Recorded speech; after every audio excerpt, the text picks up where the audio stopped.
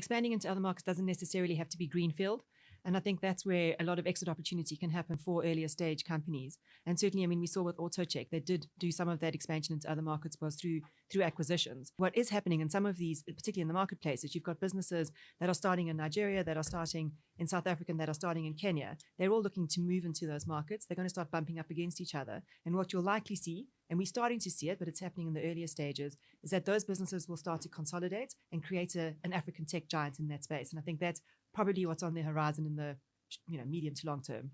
Just doubling back to the question on fund thesis, Natalie, one thing that I think is particularly interesting about how you guys are set up as well is that you have, on the ground presence, I suppose, in 3 of the 4 corners, right? Nigeria, South Africa, and Kenya and East Africa. Can you talk a little bit more about, as it relates to the fund thesis, this focus on demographics, and maybe we can then dive a little bit deeper also into business models and other questions for what you're looking out for within the fund thesis question?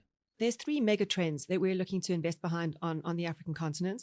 I mean, firstly is a very young demographic. We have the youngest population in the world.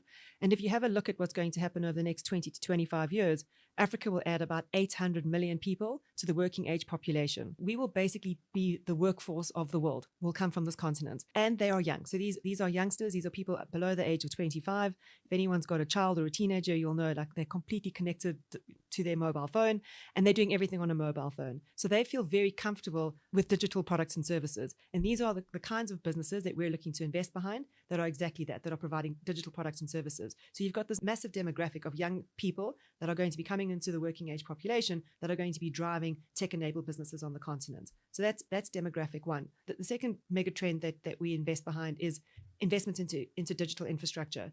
I mean, if you have a look at Africa, at what is available, most of Africa still runs on 3G and less.